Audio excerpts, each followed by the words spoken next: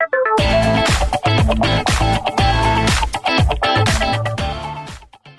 this video, we're going to be talking all about FOMO.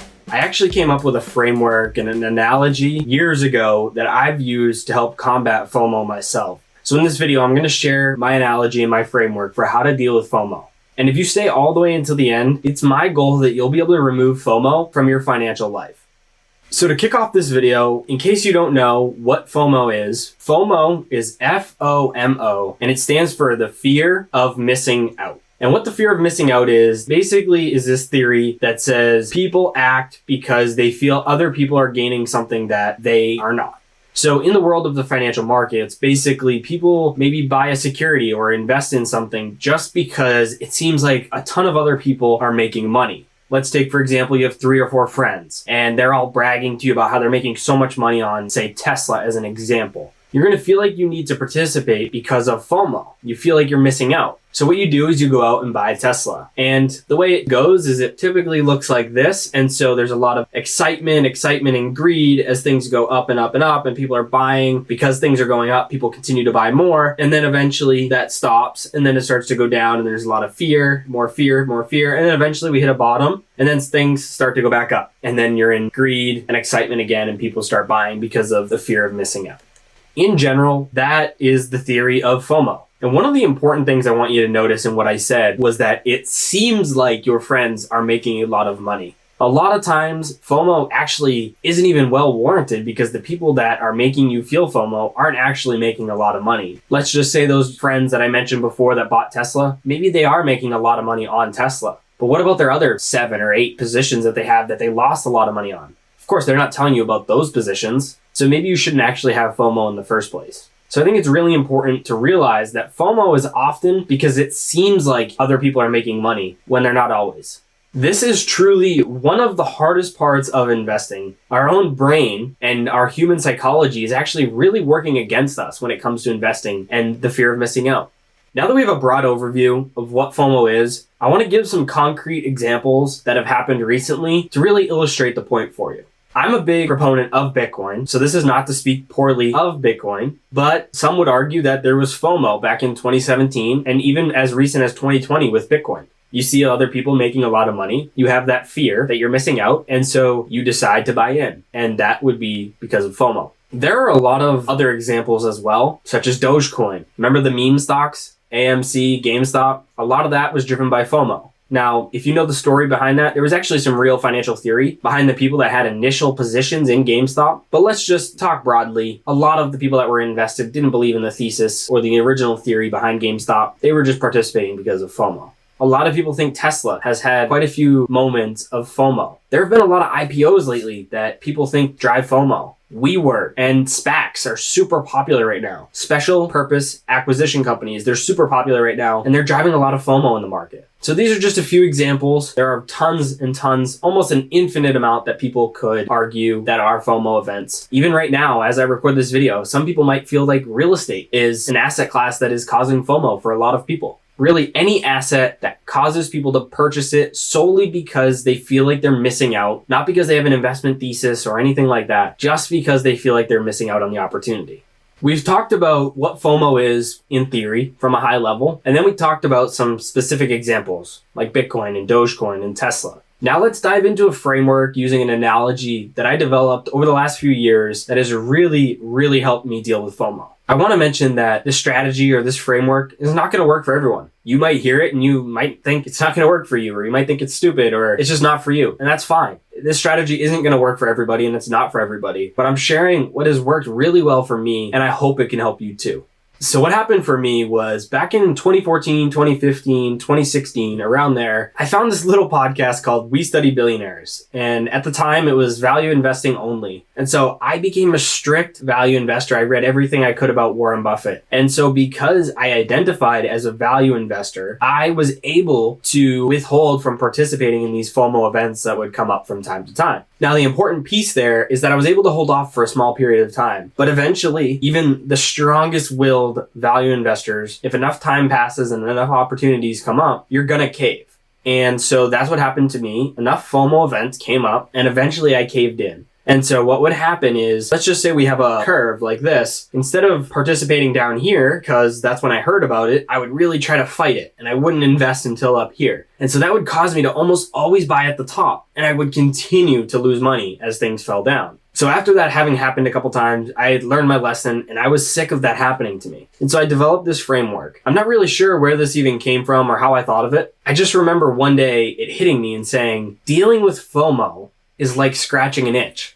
And I know you're probably saying, how is FOMO like scratching an itch? Just give me a second to break it down for you. So let's just say you have an itch on your arm. What happens if you don't itch that itch on your arm? It just continues to nag at you, right? Even if you try not to think about it, it's in your brain and you know you're itchy. And so then it continues to dig its way more and more and more in your brain, and your arm feels like it's getting itchier and itchier and itchier, right? At least that's what happens to me, and I'm pretty sure that happens to most people. And it's the same with FOMO. You get a little bit of FOMO and you pass on it, meaning you don't scratch the itch. And then another opportunity of FOMO comes up and it feels like it's a little bit harder to pass on it, right? It gets a little itchier. And then another opportunity and another opportunity and another opportunity, right? Continues to get itchier because you keep passing. And then eventually the urge for that itch becomes so strong, you have to scratch it. And it's the same with FOMO. Enough opportunities that keep coming up, you eventually cave in and participate. And usually, at least for me, if I continue to put off that itch, by the time I do scratch it, I scratch it really hard.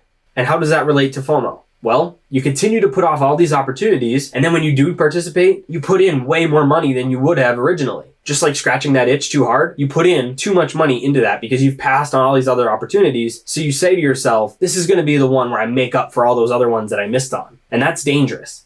So how do we get that itch to stop? Whether it's on your arm or it's FOMO, dealing with a FOMO event. If you had asked me this 4, 5, 6 years ago, I would have had a totally different answer. But because I've developed this framework and philosophy and I know it works for me, my opinion on it has changed. Before, I said everybody should avoid all of these FOMO activities at all costs. And that was because I was a strict value investor, or at least I thought I was. Now, my framework is different. And my framework is relatively simple. And it says that you should participate in those events. You should scratch that itch on your arm as soon as you have it.